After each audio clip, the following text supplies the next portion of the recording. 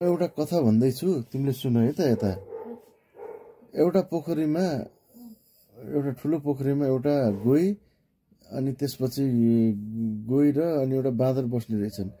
बाँदर चाहिँ फलफुलहरू खाने त्यो फलफुलको रुखमा दुई चारवटा हुन्छ नि ठुल्ठुला फलफुलको रुख रहेछ। त्यो कहिले यता कहिले उता फलफुलको रुखमा फलफुल खाँदै बस्दै गर्ने रहेछ।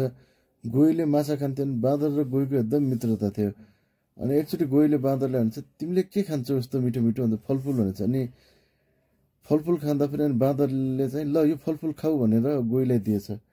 अनि गोहीले चाहिँ फलफुल चाहिँ म घरमा गएर श्रीमतीसित खान्छु भनेछ। अनि गोहीले चाहिँ फलफुल लिएर गएछ अनि श्रीमतीलाई दिएर खाएछ।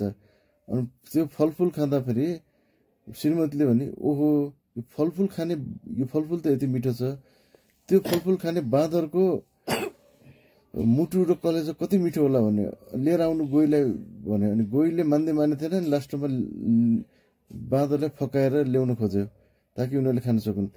अनि गोहीले भने बाँदरलाई भेट्न जाँदा मेरो श्रीमतीले आज निम्तो छ बोलाछ भनेर गोहीलाई भन्यो।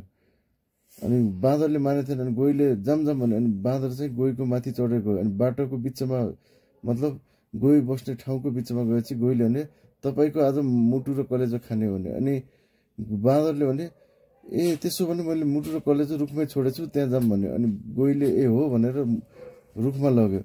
रुखमा लगेपछि बाँदर चढ्यो अनि भन्यो मुटु र कलेजो मेरो शरीरभित्र छ, यस्तो जाल गर्ने अब तेरो मेरो दोस्ती खतम नआइज यता भन्यो। यसरी बाँदरले आफ्नो बुद्धि लाएर गोहीबाट आफू बच्यो। बुझ्यौ नि बाबु होइन कथा कस्तो लाग्यो?